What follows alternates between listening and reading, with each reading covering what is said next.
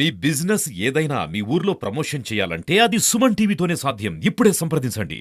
లడ్డు తయారీలో అన్నప్రసాదాల తయారీలో నెయ్యిని వాడకుండా జంతు కొవ్వును వాడాము అని ప్రచారం చేశారు.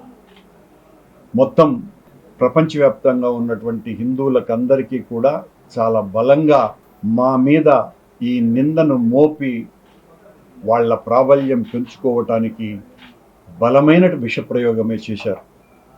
కానీ వాస్తవాలు పూర్తి భిన్నంగా ఉన్నాయి.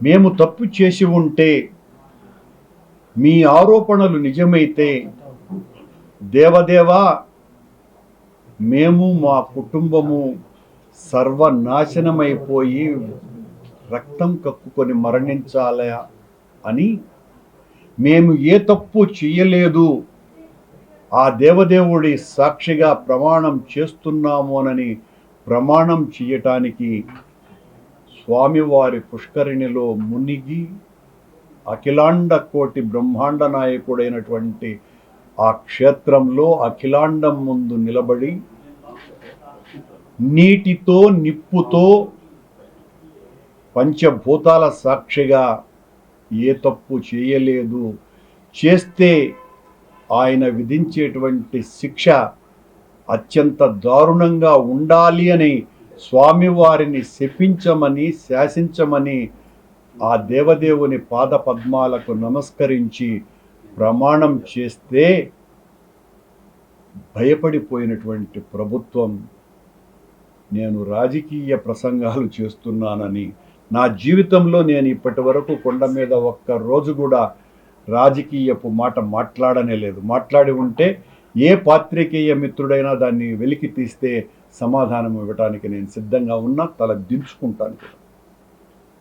అలాంటి నేను ప్రమాణం చేయటానికి వెళితే అత్యంత పాశవికంగా నన్ను దేవదేవుని అఖిలాండం నుంచి కర్పూరం వెలిగించినటువంటి ఆ శుభ సమయాన కర్పూరాన్ని కూడా తోసిపారేసి నన్ను లాగి అవమానపరచటం అన్నది చంద్రబాబు ప్రభుత్వం యొక్క భయాన్ని తెలియజేస్తున్నదే తప్ప మా నిజాయితీని ఎవ్వరూ కూడా ఆపలేరు. చంద్రబాబు గారు మళ్ళీ చెప్తున్నా, కొండ మీదంటే సరే ఆపినారు, తోసేసినారు అనుకుంటే ఆడి నుంచి కిందికి వచ్చి మా ఇంటికి వస్తూ ఉంటే దారిలో గరుడ విగ్రహం దగ్గర ఆడ కూడా ఒక 50 మంది పోలీసు వాళ్ళని పెట్టి మీడియా వాళ్ళు ఉంటే నేను ఆగిన, ఇక్కడ మాట్లాడడానికి లేదు, చాలా సెన్సిటివ్ అనేసి అక్కడి నుంచి కూడా మమ్మల్ని నెట్టివేసినారు. సరే, మాకు ప్రతిపక్షము కొత్త కాదు, ఉద్యమాలు కొత్త కాదు, పోరాటాలు కొత్త కాదు, ఇలాంటి చర్యలు కొత్త కావు. కానీ తప్పు చెయ్యకుండా ఆరోపణలు వేస్తే అంగీకరించటానికి సిద్ధంగా లేం.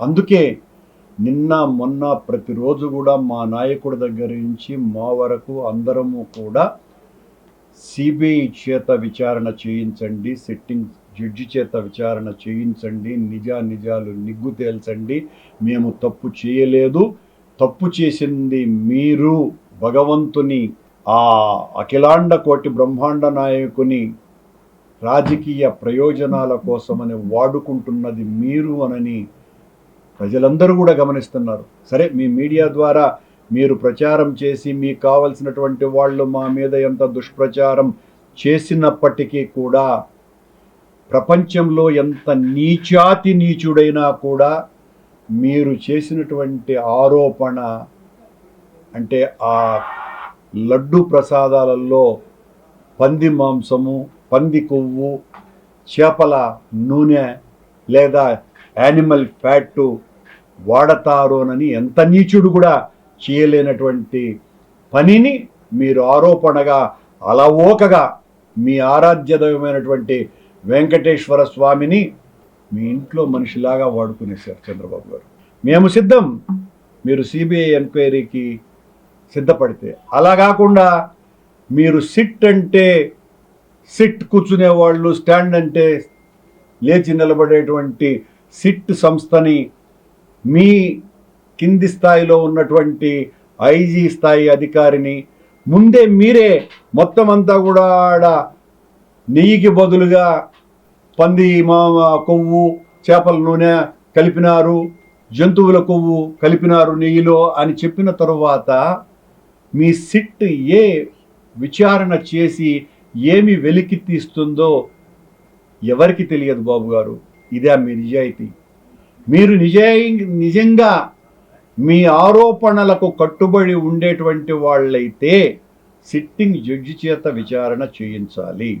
మేము మళ్ళీ చెప్తున్నాం, మొన్న మీ ఈఓ శ్యామలరావు గారు జూలై నెలలో ఇచ్చినటువంటి ప్రకటన, ఎవరైతే ఆ కాంట్రాక్టర్ ఉన్నాడో ఆ కాంట్రాక్టరు మా హయాములో ఆయనకు టెండర్ పొందిన తన మొట్టమొదటి ట్యాంకర్ మీ హయాములోనే బయటికి వచ్చింది. మీరు దాన్ని అలో చేశారు. 2 ట్యాంకర్లు అలో చేసిన తర్వాత 3వ ట్యాంకర్ను మీరు టెస్టుకు పంపితే ఈ రిపోర్టు వచ్చింది. ఎడిబుల్ ఆయిల్ కలిపారు అని మీరే ప్రకటించి, చంద్రబాబు నాయుడు గారు దాంట్లో జంతు కొవ్వు వాడినారు అని చెప్పిన తరువాత మీరు ప్రెస్ మీట్ పెట్టి శ్యామలరావు గారు చంద్రబాబు ఏదైతే చెప్పాడో దానికి తందానా అని చెప్పినటువంటి విషయాలన్నీ చూస్తే దేనికి ఇది పోతున్నది అని చాలా బాధ కలుగుతుంది.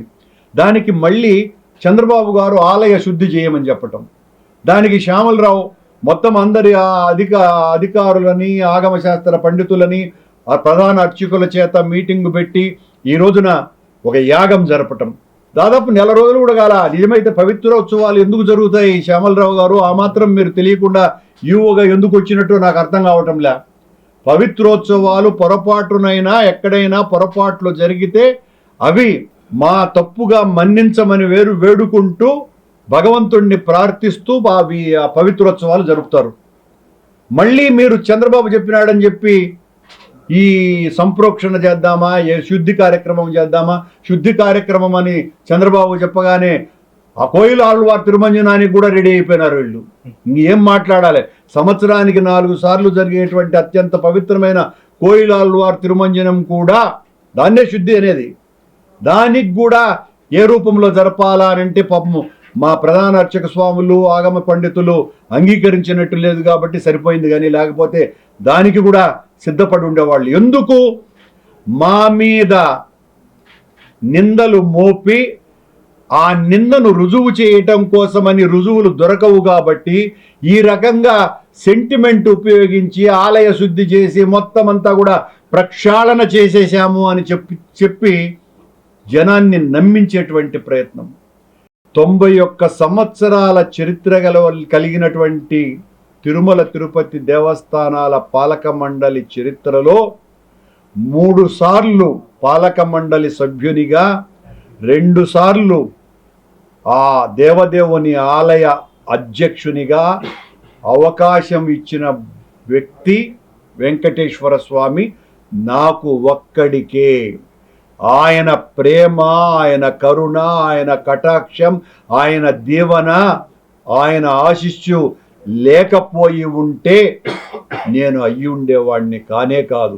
నా మీద గతంలో కూడా మీరు అనేక రకాలైనటువంటి అభాండాలు వేసి అనేకంగా తిట్లు తిట్టినా, ఇలాంటి దుర్మార్గులను చేసినారు అని నిందలు మోపిన తర్వాత కూడా ఆ దేవదేవుడు మళ్ళీ నాకు 5 సంవత్సరాలలో 4 సంవత్సరాల పాటు పాలక మండలి సభ్యునిగా, ఆఖరి సంవత్సరం పాలక మండలి అధ్యక్షునిగా నియమించినాడు అంటే ఆయన దయ వలన అయినాను.